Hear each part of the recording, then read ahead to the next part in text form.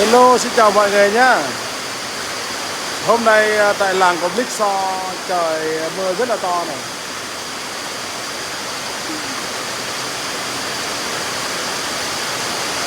Trời mưa to quá, quá to luôn. Đây là bà cả bạn Lanh.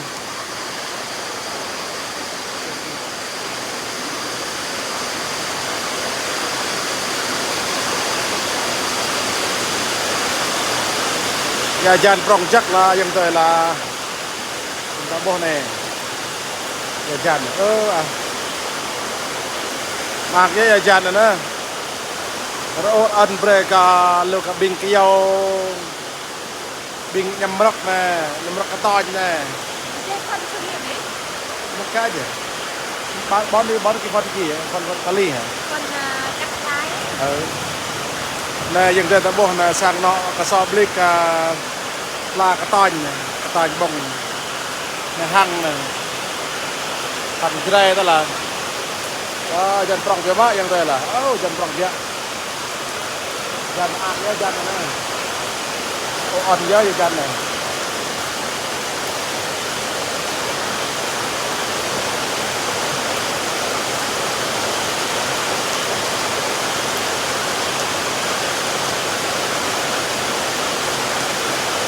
prong chắc dân này là yang đây là mình ta bố nó già này già nàng bố bravo này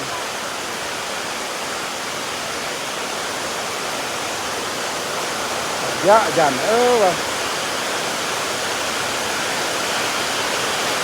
trước đấy mọi dân prong này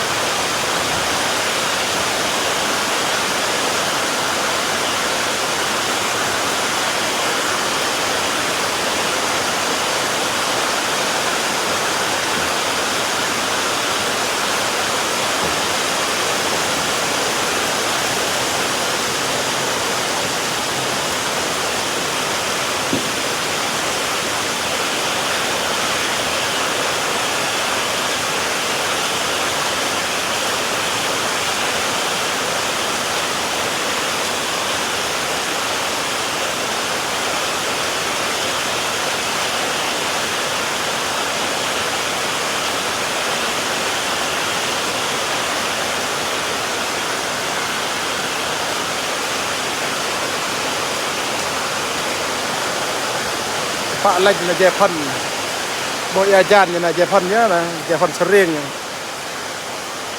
đây.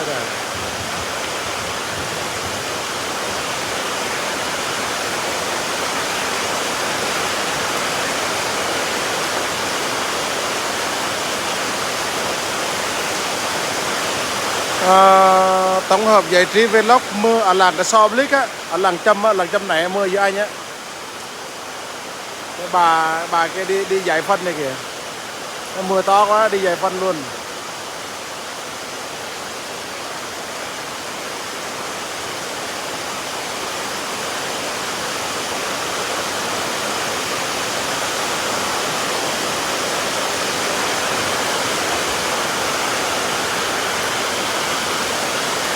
Mưa rất là to nhé mọi người. Mưa thế này thì làm cho cây cối của mình rất là mát.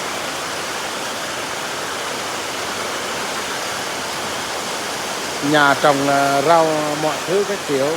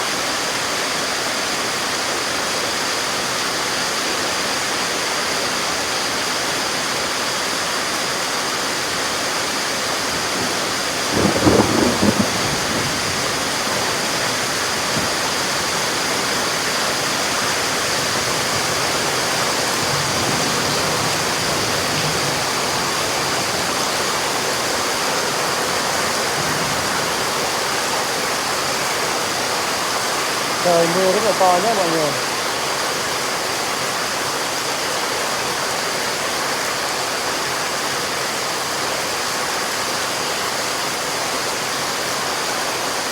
Trời mưa quá to luôn.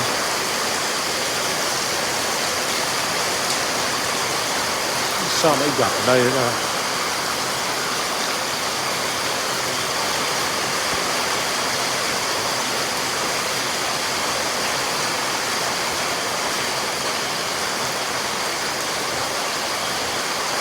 Cảm ơn bác Bill Siêu 81 nhá.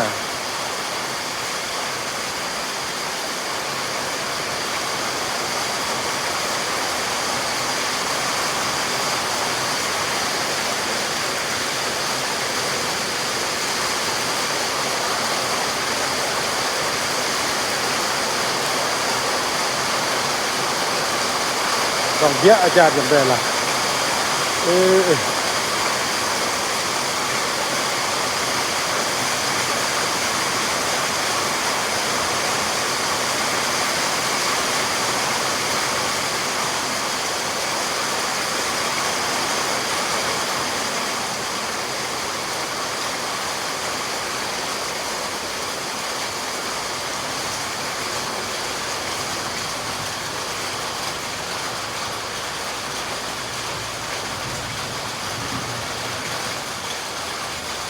mưa được gần 9 phút rồi nhé mọi người. Trời mưa to mưa nhiều, sướng thật. Đây. Nước mưa này nha mọi người nhé, nước mưa này.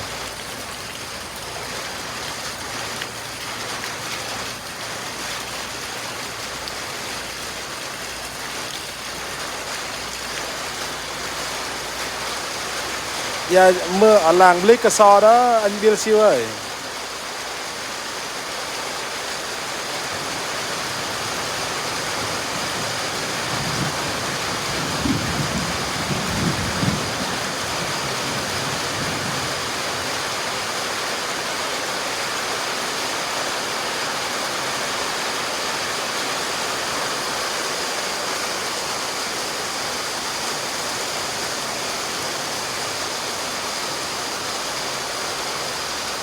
Quá là ok luôn đó anh ơi.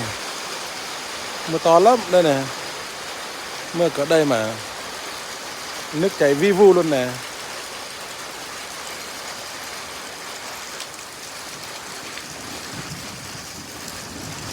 Thôi bây giờ Blick xin kết thúc video tại đây nhé. Cảm ơn mọi người đã xem. Chúc mọi người luôn luôn mạnh khỏe. Hẹn gặp lại mọi người trong một ngày gần nhất nhé.